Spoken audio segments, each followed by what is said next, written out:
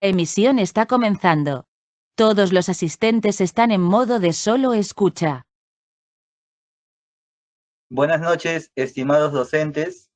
Bienvenidos a la capacitación virtual Procesos de Evaluación en la modalidad no presencial. A continuación, la doctora Tula Carola Sánchez García, presidente de la Comisión Organizadora de la Escuela de Estudios Generales. Adelante, por favor, doctora. Bien, buenas noches. Buenas noches a cada uno de ustedes. Gracias por su participación. Desde ya un abrazo cordial a cada uno por habernos dado este momento para poder reflexionar acerca del tema del día de hoy. La Comisión de Soporte Pedagógico tiene un encargo de parte del vicerrectorado académico que es precisamente acompañarnos en este contexto de la educación no presencial. Hemos tenido nosotros muchas actividades en las cuales ustedes han participado y de acuerdo a los resultados previstos en los dos últimos eventos, es que la comisión ha propuesto tocar estos temas como que es la evaluación formativa, la retroalimentación y las técnicas e instrumentos de evaluación. Nosotros esperamos contar con el participar activamente en el sentido de invitarnos a todos a reflexionar a cómo es que estamos nosotros desarrollando las competencias en los estudiantes, ¿no?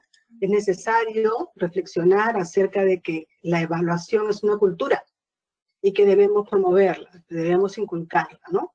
Debemos ser los primeros en estar siempre dispuestos a, de alguna manera, hacer una reflexión sobre mi práctica docente y sobre si el estudiante aprende o no aprende. En ese sentido, es que nos hemos dado un espacio el día de hoy. Agradezco a los ponentes, que es el profesor Manuel Inga, la profesora Nancy y el profesor Luis Blanco. Entonces, no hay más que dar por inaugurado el evento en nombre del vicerrectorado académico, deseándoles éxitos y bueno, siempre estamos dispuestos nosotros para tender puentes y hacer que Estudios Generales pues realmente cumpla con el desarrollo de las competencias básicas para la formación profesional. Gracias. Muchas gracias, doctora. Estimados docentes, se les recuerda que pueden realizar sus preguntas a través del chat. A continuación, le cedo la palabra al ponente, Manuel Augusto Inga Arias, quien nos va a presentar en este tema con la evaluación formativa en la modalidad no presencial. Adelante, por favor, profesor. Buenas tardes, buenas tardes con todos, y agradecer a la doctora Tula Sánchez esta oportunidad para compartir ideas. Hoy día vamos a tratar de establecer la evaluación como concepto estandarizado entre todos. El viernes es la retroalimentación y el lunes instrumento de evaluación.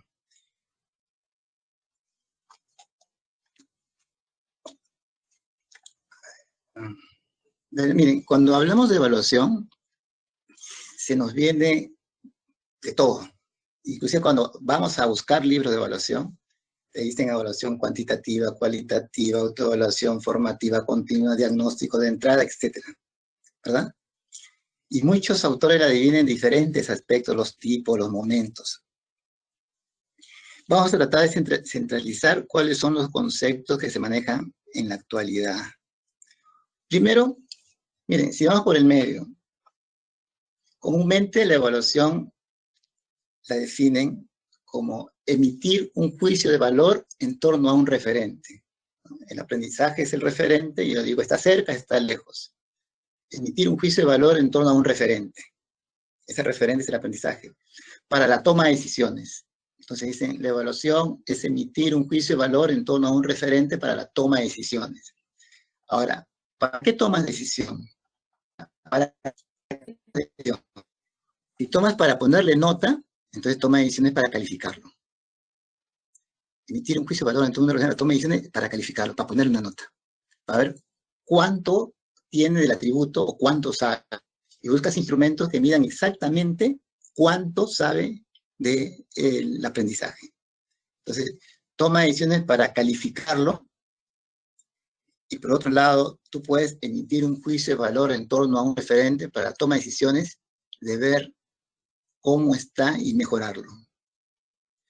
Una toma de decisiones para retroalimentarlo, para ver si está yendo bien o no está yendo bien. Entonces, hay dos ideas, ¿no? O emite un juicio de valor en torno a un referente para calificarlo, o para emitir un juicio de valor en torno a un referente para tomar decisiones para el aprendizaje. ¿Evaluamos para calificarlo o evaluamos para aprender? Esas son las dos ideas centrales. ¿Evaluamos para calificarlos o evaluamos para aprender? Y como este es el enfoque actual en torno a la evaluación como proceso de retroalimentación, hay muchos autores que han definido en ese campo la evaluación de los aprendizajes, ¿no? Como Cano, por ejemplo, ¿no? Que habla que la información es información acerca de la evaluación y ejecución en torno a criterios. Los criterios son claves en la evaluación. Hay varias definiciones. Como dice Tejada, por ejemplo, la evaluación es un medio, no es un fin. El fin es el aprendizaje. Si entendemos que la evaluación es un medio para el aprendizaje, vamos a pensar que está acompañada en el proceso de aprendizaje. Entonces, de acuerdo a estas definiciones, nosotros vamos a tratar de definir qué es evaluación del aprendizaje.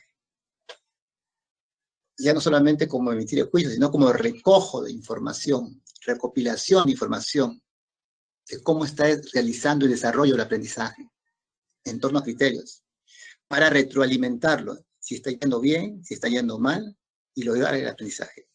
Entonces, acompañarlo en el aprendizaje y retroalimentarlo en cada paso para conseguir el aprendizaje. Si las partes lo hacen bien, el producto debe estar bien. Entonces, dentro de estas perspectivas, también hay varias ideas que se manejan en la evaluación en la actualidad, los estudiosos en este campo manifiestan. Dicen evaluación alternativa, pero que debe ser alternativa a la evaluación de calificación. Evaluación integrada, porque debe integrarse no solamente el estudiante, sino el maestro y la acción, o la evaluación de aprendizaje. Nosotros vamos a tratar de centralizar evaluación formativa, continua y auténtica. Una evaluación formativa que sea continua y auténtica. Entonces vamos a tratar de precisar cómo podemos desarrollar una evaluación formativa, continua y auténtica. Pero para establecer por qué es importante esta evaluación formativa, continua y auténtica, tenemos que recordar qué estamos evaluando. Estamos evaluando competencias. Y si nosotros definimos la competencia como la aplicación del conjunto de saberes o el saber multidimensional para resolver un problema en un contexto específico, entonces si pensamos que el estudiante cuando asume una competencia, asume o lo aplica todos sus saberes, sus habilidades, actitudes, todos sus saberes para resolver un problema en un contexto específico, entonces un trabajo en competencia implica crear una situación donde el estudiante integre saberes, ponerle un reto donde el estudiante aplique todos los saberes y ejecute una acción, porque la competencia se observa en la ejecución, en el desempeño. Entonces, creamos una situación donde integre saberes, ejecute en un contexto determinado. Porque si lo aplica en un contexto determinado, está diciendo que ese conocimiento y ese saber lo está aplicando en diferentes situaciones, con una dinámica de autonomía propia. Entonces, si trabajamos competencia, la situación de aprendizaje tiene que ser de situación donde el estudiante integre los saberes, ejecute en un contexto determinado, con dinámica de autonomía propia. Por lo tanto, la evaluación tiene que también tener esas características, para esas características de competencia. Por eso es una evaluación formativa, continua y auténtica para evaluar competencias, que responda a estas características de una competencia. Integrar saberes, ejecución del estudiante, en un contexto determinado, con dinámica de autonomía propia. Por lo tanto, la evaluación tiene que responder a ello. Una evaluación solo de calificación no responde a estas características. Por lo tanto, la evaluación debe ser formativa. Y yo creo que esta acción formativa lo trabajamos en nuestra práctica diaria, en nuestra vida diaria. Por ejemplo, si yo les digo, vamos a ir vayan al cruce entre Emancipación y Jirón de la Unión, y eviten todos los lugares de contagio. Entonces tú comienzas a caminar, y después de 20 minutos dices, ¿pero estoy yendo bien? No, estoy yendo mal. Mejor retomo el camino correcto. Esa es evaluación formativa. Cuando tú haces una receta, si tú te preparas, digo, para realizar una receta que te han dado de mazamorra, tú comienzas a integrar los productos. Y de pronto, cuando estás en el tercer paso, dices, ¿he hecho lo correcto o me he equivocado en los productos? Entonces retrocedes y comienzas a seguir los pasos. Esa es evaluación formativa. En el paso, en el camino, en el proceso. Si el aprendizaje, aquí está como producto, el aprendizaje esperado. Si tú le das los saberes y de frente quieres el producto, no sabes cómo va a salir eso. Pero si lo acompañas en los procesos, en cada proceso, lo alimentas, lo corriges. Por ejemplo, si yo quiero que el estudiante sea capaz de redactar ensayos con fluidez. Entonces, el estudiante primero va a describir la problemática. Y si no describe bien, tú lo retroalimentas, le haces reflexionar. Le haces reflexionar. Si aprende a describir la problemática, entonces pasamos a la tesis, a plantear su tesis. Y plantea su tesis. Y lo retroalimenta para que lo plantee correctamente la tesis, su propuesta ante esa problemática. Y pasamos a desarrollar argumentos. Y lo retroalimentamos para decir cómo se desarrolla argumento, cómo se hace. Porque el aprendizaje no es el producto final de frente. El estudiante aprende en cada paso de ese aprendizaje. Y en cada paso de ese aprendizaje, tú le retroalimentas, le haces reflexionar si lo está haciendo bien o lo está haciendo mal. Si lo está haciendo bien o lo está haciendo mal, el estudiante tiene que reflexionar y estás consiguiendo el aprendizaje. La suma de ellos te va a dar el producto. O sea, la evaluación formativa, como dice López Pastor, es una constatación de valoración y toma de decisiones para optimizar el aprendizaje en el camino, en los pasos dados. Y cuando hablamos de evaluación formativa, no solamente es el estudiante, es a todos los componentes. Como abajo te dice, es al estudiante, porque tiene que reflexionar, ¿estoy yendo bien? ¿Estoy apuntando el criterio del profesor? ¿He planteado bien mi argumento? No, entonces tengo que rehacerlo. También es mejorar la competencia del docente, porque nuestra función es que el estudiante aprenda, no determinar quién sabe y quién no sabe, sino que el estudiante aprenda. Entonces también es la acción del docente, y si el estudiante reflexiona, y si el docente lo hace reflexionar, estamos mejorando el proceso. Pero eso se llama de evaluación formativa en el proceso, en el camino. Si queremos que el estudiante sea hábil en aplicar de cualquier lectura mapas conceptuales, entonces voy a los pasos. Puede establecer qué es un concepto, enlace, proposición, extrae las ideas centrales, los conceptos centrales, jerarquiza y lo retroalimenta en cada paso de este proceso. Por eso es evaluación formativa. Es como, por ejemplo, si hacen en tesis. Todos los profesores que enseñan tesis en proceso de investigación van camino a camino y lo van retroalimentando y lo van validando. Entonces, si los pasos, los procesos están bien, el aprendizaje va a estar garantizado. Si esos procesos están mal, el aprendizaje puede estar distorsionado. Por eso es evaluación formativa en el camino. en cada parte del proceso, porque se aprende en cada acción que realiza, no solamente el final, en cada acción que realiza. Esa evaluación formativa. ¿Y por qué es continua? A ver, mucho depende del concepto que tengas de continua. Si tú crees que la evaluación solamente es un juicio en torno a un referente para saber cómo está, tú estás pensando que la evaluación está separado del aprendizaje, porque te sirve solamente para ver cómo está, cuánto sabe y cuánto no sabe. Por más que tú evalúes quincenalmente, porque tú dices, realizas pruebas periódicas, mi evaluación es continua, pero la concepción es que el aprendizaje está separado de la evaluación. Entonces, estás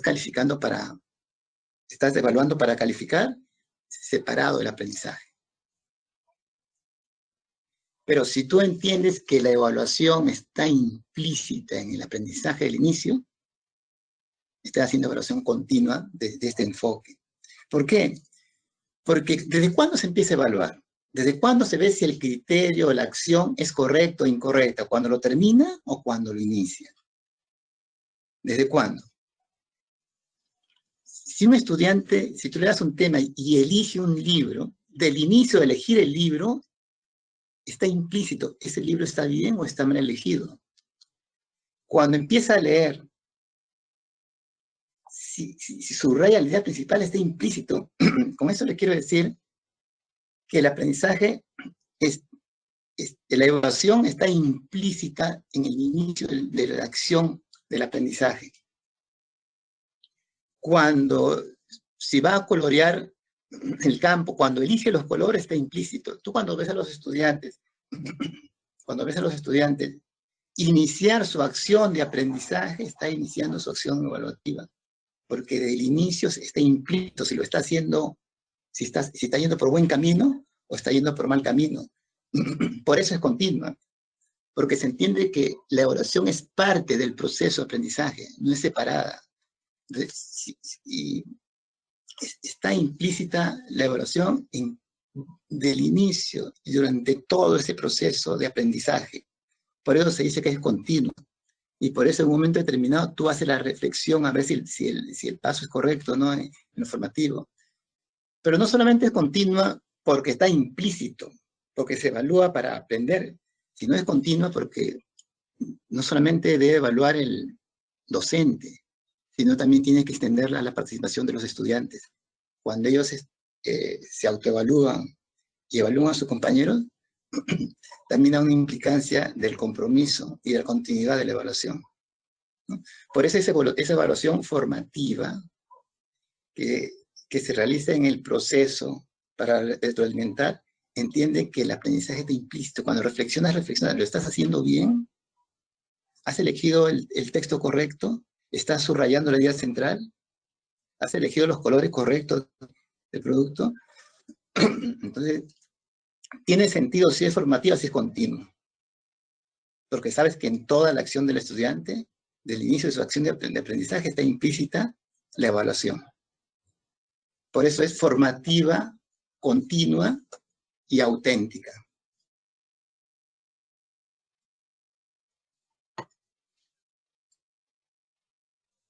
¿Por qué es auténtica?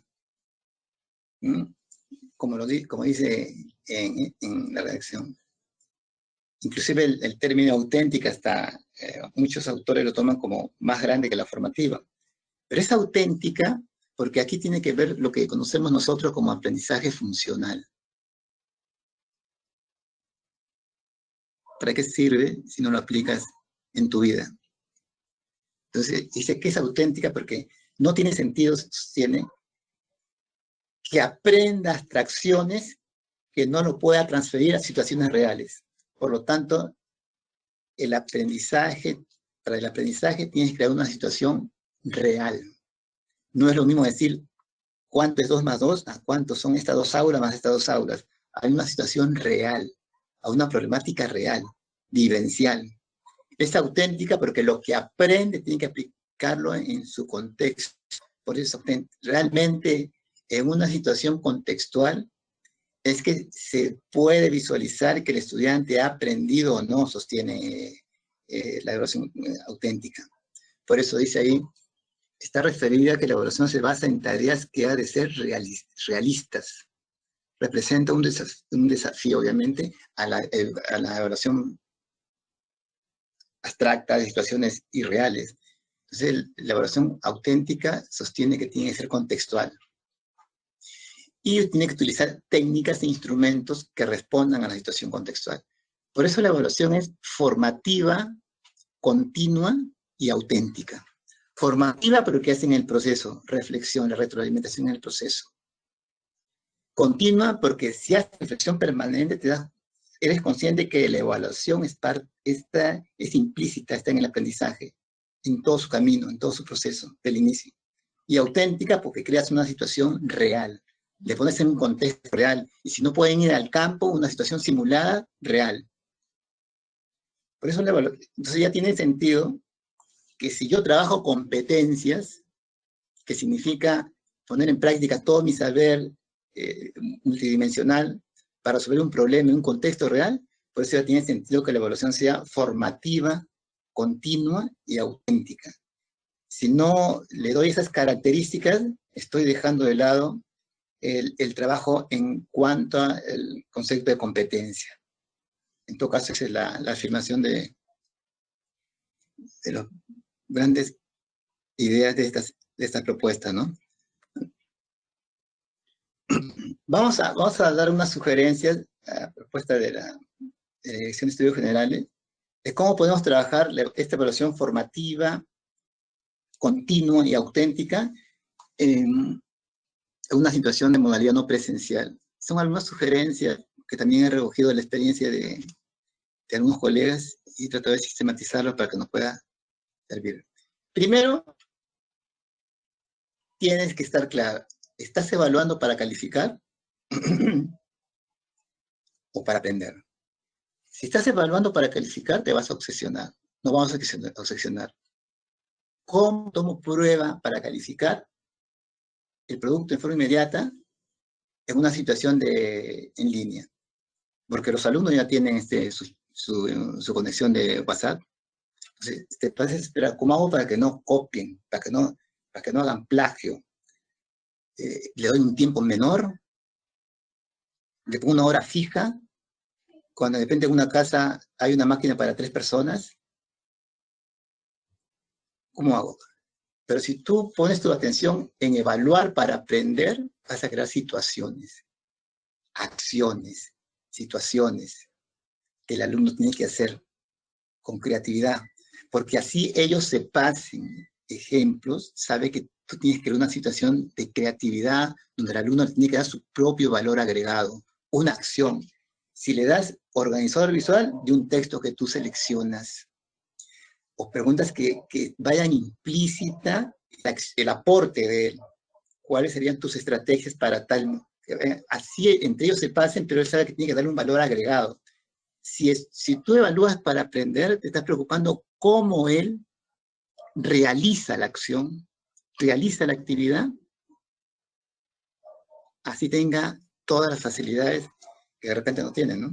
Entonces, por eso te dice acá, utiliza la evaluación como un hilo conductor para mantenerlo motivado. Y al final te pongo ahí, ayuda a los estudiantes a saber qué están aprendiendo, qué tienen que mejorar y qué pueden hacer para conseguirlo. Esa es una idea, ¿no? Evaluar para aprender.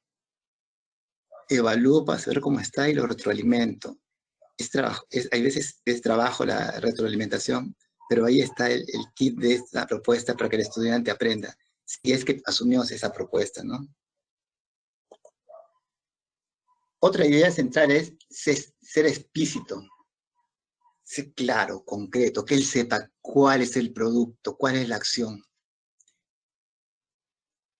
Si no hay y eso tiene que tenerlo en su aula virtual.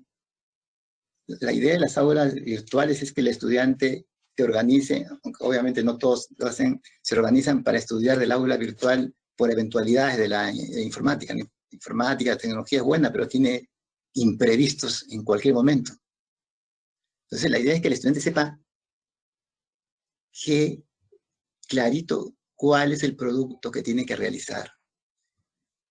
Si no puedes hacer un video de 2 o 3 minutos, puedes hacer un documento que detalle en forma clara la actividad y cómo la vas a valorar, ¿no?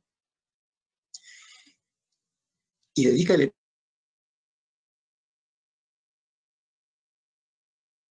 explícito. La actividad de aprendizaje, de evaluación, tiene que ser explícito. Si no puedes poner un video, un documento que especifique los detalles. ¿Qué es lo que quiere? ¿Qué es lo que tiene que hacer? ¿Cómo lo vas a valorar? Lo otro es compartir los criterios. ¿Qué es un criterio? Yo creo que todos los maestros, disculpen la interrupción, claro. ¿Qué es un criterio? Todos los maestros tenemos criterio para evaluar, todos. En cada momento, todos los días de nuestra actividad, utilizamos criterios. No le voy a decir cómo, por lo tanto no le voy a decir cuáles son los pasos para evaluar un criterio, verbo, contenido. El criterio es lo que tú quieres que sepa el estudiante. ¿Qué debe saber? Si quieres que sepa redactar una monografía, entonces tiene que saber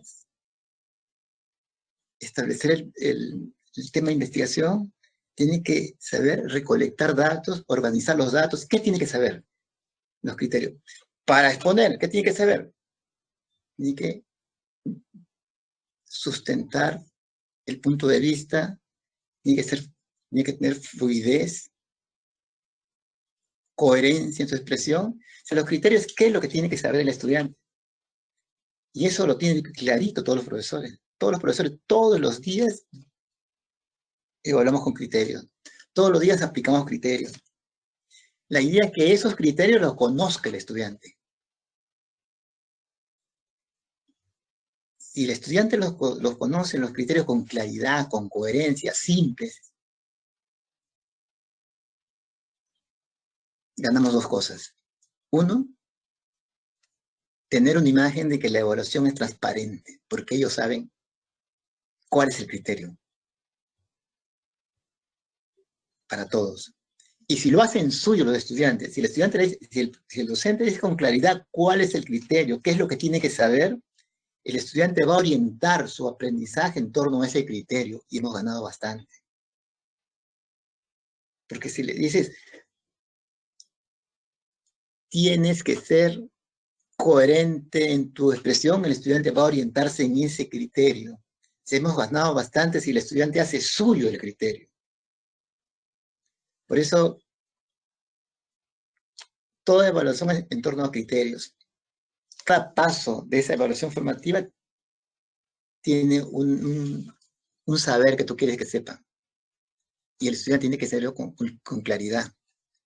Entonces, por eso te dice compartir los criterios, que los estudiantes lo hagan suyo. Así ellos mismos orientarán su aprendizaje. Y cuando tú lo haces reflexionar, le dirás, estamos yendo por el camino correcto, entonces él tendrá que tener en mente el criterio. Hemos establecido un poco de tiempo en criterio, pero si ellos lo hacen suyo, hemos ganado bastante. Y obviamente creamos un instrumento para este criterio, donde establezca los desempeños. Y ese valor de ese instrumento, el valor real de ese instrumento es saber, tener una información de cuál es el aspecto valorativo que tiene en ese momento el estudiante. Por eso una rúbrica es práctica, ¿no? Porque te establece secuencias, descripción de criterios. O sea, la idea es compartir los criterios del inicio. Por eso los docentes le ponen al inicio el criterio, el desempeño, la acción, inclusive el producto, te señala el sílabo. La otra sugerencia que podemos compartir y que lo he recogido también de los colegas es el proceso de evaluación debe ser observable. Nosotros no lo tenemos al frente a los estudiantes. Entonces, ¿cómo hacemos para que ellos sepan cuál es la acción concreta? ¿En qué momento pueden preguntar? ¿En qué momento puedo hacer el feedback? ¿Hasta cuándo es la actividad? ¿Cómo lo vas a valorar? Eso, si lo dices solamente en una expresión oral, en una videoconferencia, se va a diluir. Eso tiene que estar en la plataforma virtual, tiene que ser observable del inicio. Él tiene que saber en qué consiste la actividad, cuándo puedo preguntar al profesor y cuándo el profesor me puede responder. Y hasta cuándo voy a poder presentar esa actividad y cómo me va a valorar el profesor. Eso tiene que ser observable para el estudiante, si es que queremos que guíe su aprendizaje. Y además, si es que le damos espacio para retroalimentar, estamos haciendo una presencia virtual. O sea, la idea, y obviamente, te da un poco de tiempo, pero la idea es que el estudiante conozca todo ese proceso, que lo vea visible en su aula virtual.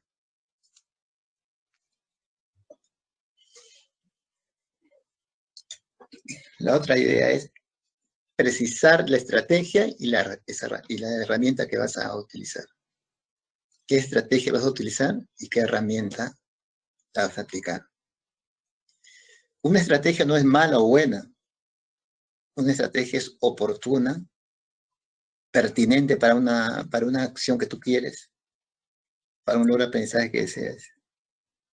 Depende del criterio, depende del aprendizaje para establecer la estrategia. Entonces,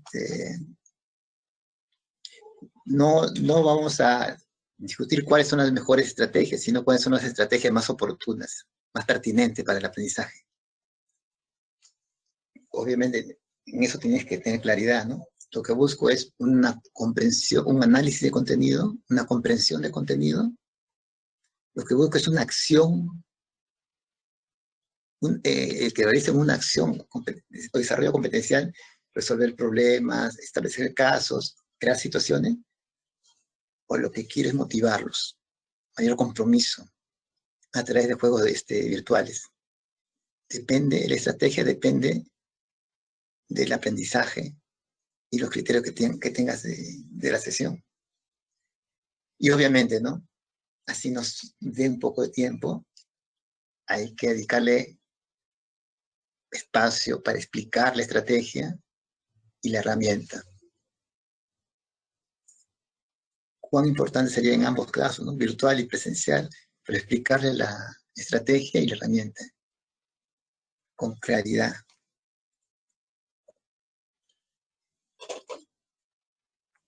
Y por último, incentivar que el estudiante sea el centro del aprendizaje.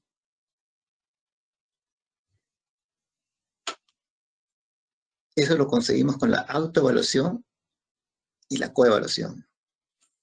Si el estudiante ha hecho suyo el criterio, o sea, lo que tú quieres que él sepa, si ha hecho suyo el criterio, nos ayuda mucho, porque él va a orientar su trabajo en torno a eso y tú reflexionas con ello en torno a si está apuntando bien el criterio y lo hace suyo. Y si hace que el estudiante se autoevalúe, va a reflexionar en torno a ese criterio, va a aprender por segunda vez. Y si hace que el estudiante evalúa a sus compañeros, está practicando el aprendizaje por tercera vez. Cuán importante es que esté bien claro lo que el estudiante debe aprender y que él haga suyo lo que tiene que aprender. Porque entonces permite que oriente su trabajo, que oriente su autoevaluación y cómo va a evaluar a sus compañeros. Entonces son algunas de las sugerencias y aquí están un poco sistematizadas, ¿no? Algunas recomendaciones. La evaluación en un trabajo por competencias es formativa, continua y auténtica. Formativa en el proceso. Continua está implícita en el aprendizaje del inicio. Y auténtica porque establece un contexto real. Una situación real. Por eso te reafirmo otra vez que la actividad programada deben ser contextualizadas a aspectos reales. Evaluar para aprender. Evaluar para aprender es evaluar para retroalimentar. Evaluar para retroalimentar. Si nosotros hacemos evaluación para aprender, evaluación en el proceso, porque nuestra función no es determinar quién sabe y quién no sabe, sino cómo hacemos para que el estudiante aprenda.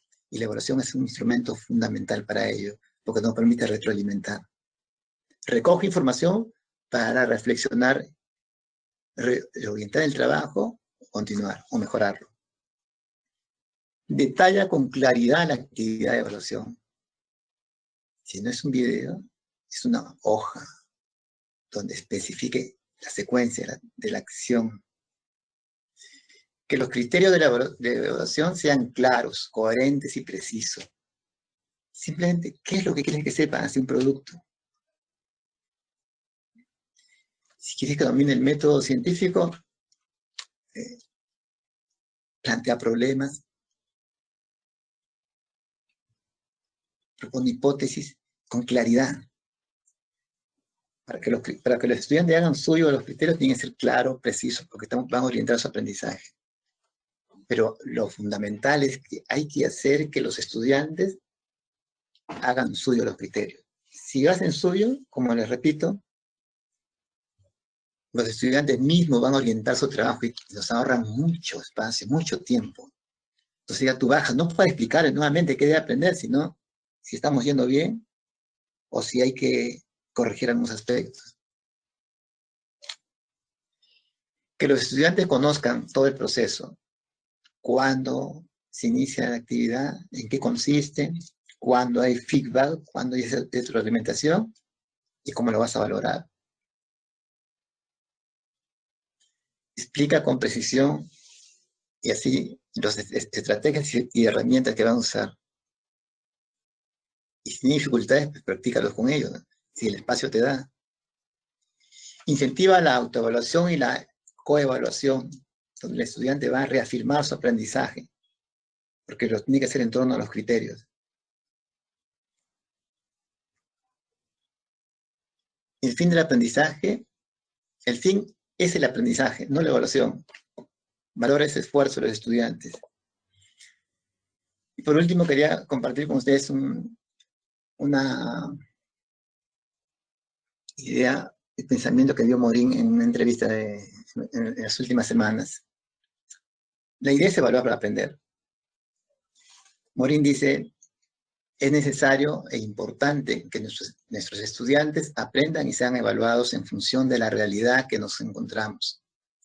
De una crisis sanitaria convertida en crisis económica, social y existencial. Y así forjaremos en ellos el juicio evaluativo en la misma práctica de la vida. Cuán importante es que una persona, un estudiante, un profesional, una persona tenga juicio evaluativo sobre el contexto que vive, su realidad, en su función profesional, en su función de formación profesional. Y por último, solamente decirles, miren, por más que estemos frente a una máquina, cuando estamos en las clases, detrás de ellos hay muchas vidas que representan a muchas familias que hicieron mucho esfuerzo en ingresar a San Marcos y que ahora se encuentran en una situación tan difícil para todos.